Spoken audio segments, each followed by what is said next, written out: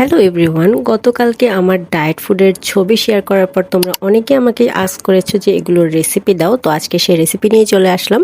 তো সকাল সকাল যে আমি উঠেই হচ্ছে চিয়া সিড ভেজানো পানিটা খাই। এইটা আমি রাত্রে ভিজিয়ে রাখি এবং সকালে খালি পেটে খাই।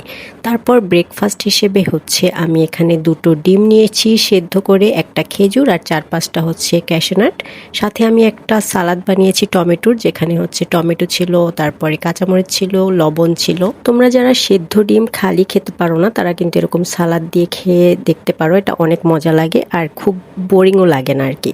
তো এটাই মূলত ছিল আমার ব্রেকফাস্ট। এরপরে আমি একটু 11টা-12টার দিকে হচ্ছে একটা ফল খেয়েছিলাম, আপেল খেয়েছিলাম আর কি।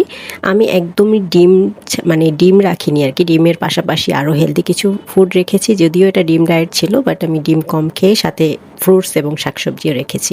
এটা ছিল আমার লাঞ্চ। এখানে আমি ফুলকপি, আলু, গাজর এগুলোকে আমি একটু সল্টে করে নিয়েছি লবণ আর গোলমরিচ দিয়ে, আর সাথে তো ডিম ছিলই 2টো, সাথে আমি একটু শসাও নিয়েছি। শুধুমাত্র ডিম না খেয়ে যদি ডিমের সাথে এই ভেজিটেবলসগুলোও খাওয়া হয় তাহলে কিন্তু পেটটা অনেকটা ভরা থাকে।